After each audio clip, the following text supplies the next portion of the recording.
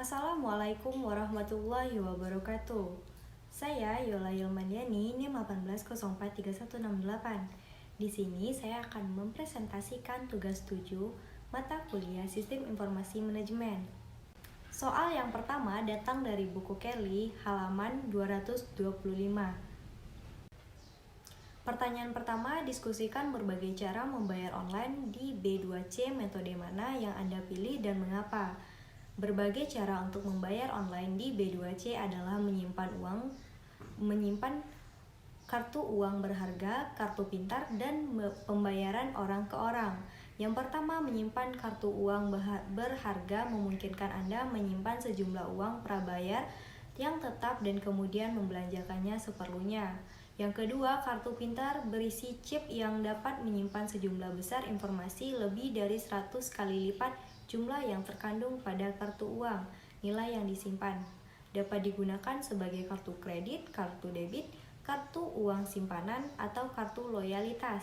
Yang ketiga, pembayaran orang ke orang memungkinkan dua individu atau individu dan bisnis untuk mentransfer dana tanpa menggunakan kartu kredit. Menurut pendapat saya akan memilih metode kartu pintar karena kartu pintar merupakan cara termudah untuk melakukan transaksi dengan bisnis secara elektronik. Pertanyaan kedua, diskusikan batasan utama e-commerce. Manakah dari batasan berikut yang kemungkinan besar akan hilang? Mengapa? Batasan utama e-commerce yaitu terbagi atas dua, batasan teknologi dan batasan non-teknologi. Batasan teknologi kurangnya standar keamanan yang diterima secara universal. Selain itu, di negara-negara yang kurang berkembang, bandwidth telekomunikasi seringkali tidak mencukupi dan mengakses web itu mahal. Yang kedua, batasan non-teknologi, termasuk persepsi bahwa e-commerce tidak aman, memiliki masalah hukum yang belum terselesaikan, dan tidak memiliki masa kritis dari penjual dan pembeli.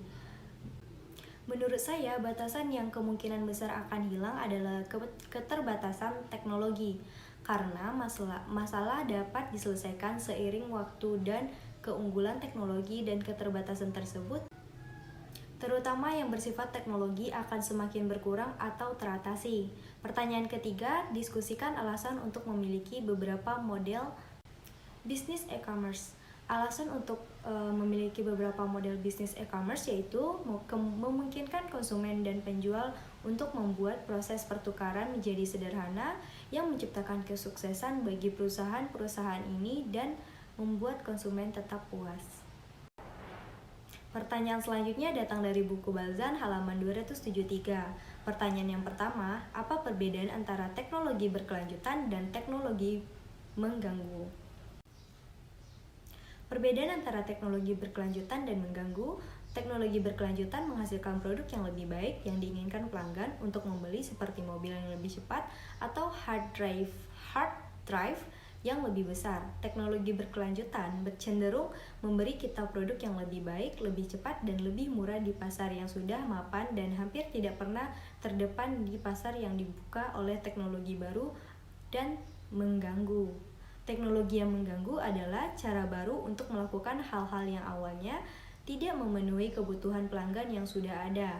Teknologi yang mengganggu cenderung membuka pasar baru dan menghancurkan yang lama. Teknologi yang mengganggu menawarkan cara baru untuk melakukan sesuatu yang awalnya tidak memenuhi kebutuhan pelanggan yang ada. Teknologi yang mengganggu mendefinisikan kembali bidang permainan kompetitif dari pasar masing-masing, membuka pasar baru dan menghancurkan pasar lama, dan memotong pasar kelas bawah dan akhirnya berevolusi untuk menggantikan pesaing kelas atas dan teknologi yang berkuasa. Pertanyaan yang kedua, apa perbedaan antara e-business dan e-commerce? Yang pertama, e-commerce adalah salah satu bagian potensial dari e-business. E-business adalah bisnis apapun yang memasukkan teknologi online ke dalam model bisnis. Yang kedua, bisnis e-commerce mengacu pada perusahaan yang menawarkan proses transaksi moneter online, sedangkan e-business mengacu pada bisnis apapun yang menyertakan teknologi online dalam model bisnisnya. Yang ketiga, dermawan utama dari e-commerce adalah pelanggan yang disediakan sarana untuk melakukan pembelian secara online. Di sisi lain, dermawan utama dari e-bisnis dapat menjadi pelanggan serta mitra bisnis, pemasok, dan sebagainya. E-commerce dilakukan secara eksklusif di internet, e-bisnis dapat dilakukan di internet, intranet, ataupun extranet. Perbedaan utama adalah bahwa perusahaan dapat dianggap e-bisnis meskipun hanya menggunakan teknologi online di dalam organisasinya. Pertanyaan yang ketiga, apa manfaat dan tantangan yang terkait dengan e-bisnis? Yang pertama, manfaat dari e-bisnis adalah memperluas jangkauan global, yang kedua membuka pasar baru, yang ketiga mengurangi biaya, yang keempat meningkatkan operasi, dan yang kelima meningkatkan efektivitas.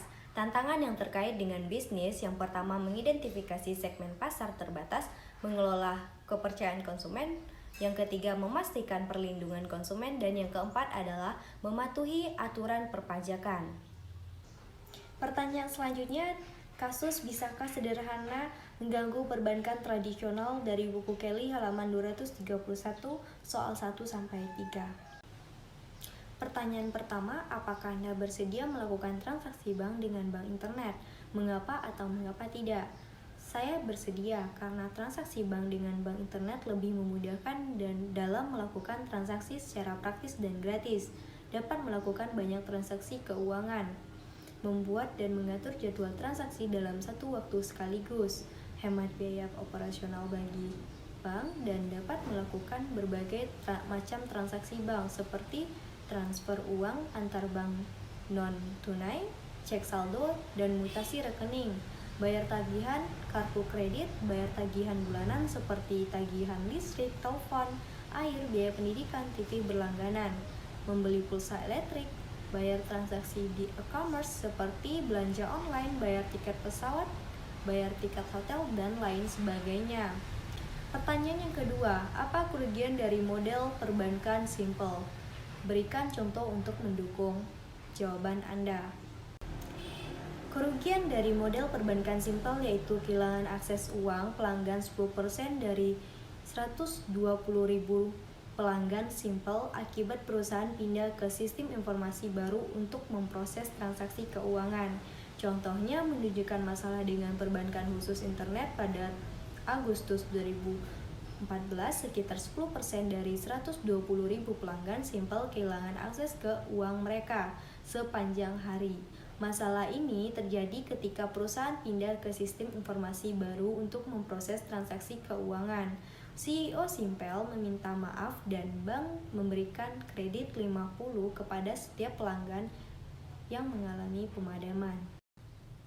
Pertanyaan yang ketiga, periksa status Simpel hari ini. Sekarang jawab 5 pertanyaan serius yang tercantum dalam kasus terkait pembelian Simpel Bank BBFA di tahun 2014.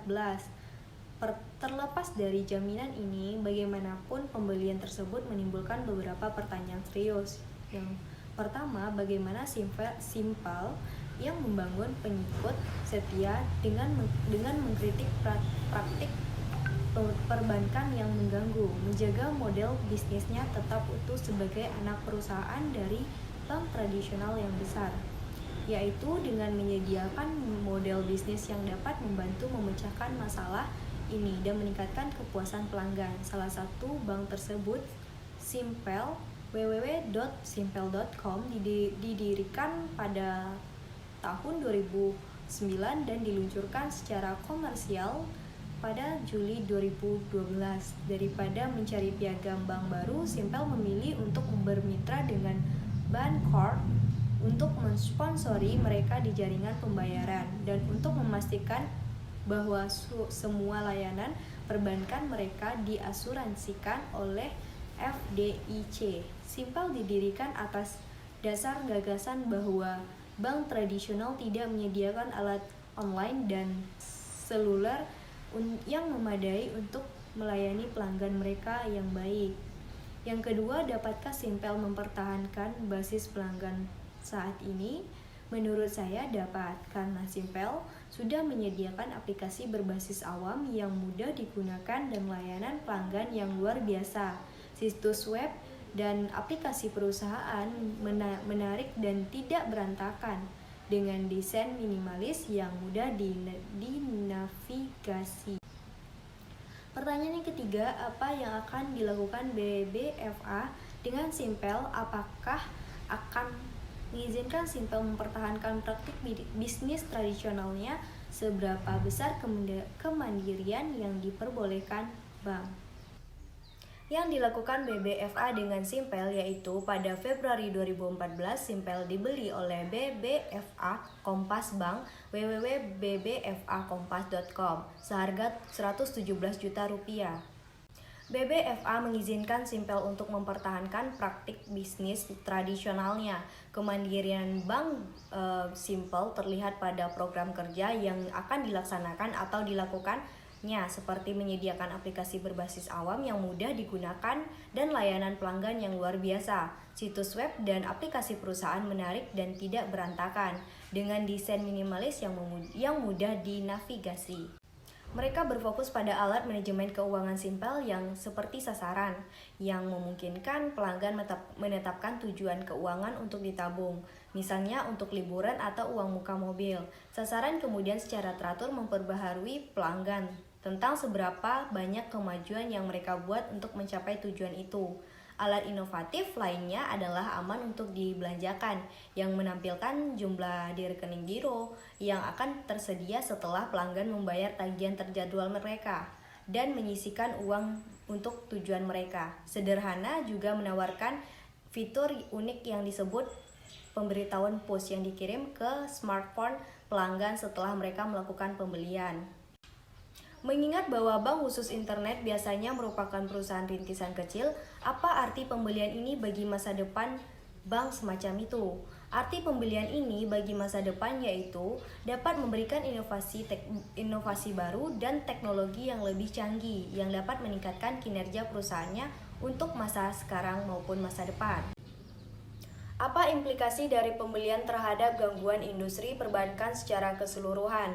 Implikasi dari pembelian ini terhadap gangguan industri perbankan secara keseluruhan yaitu ketika perusahaan pindah ke sistem informasi baru untuk memproses transaksi keuangan, sekitar 10% dari 120.000 pelanggan. Simpel kehilangan akses ke uang mereka sepanjang hari. Masalah terjadi ketika perusahaan pindah ke sistem informasi baru yang untuk memproses transaksi keuangan. CEO Simpel meminta maaf dan bank memberikan kredit 50 kepada setiap pelanggan yang mengalami pemadaman. Terima kasih.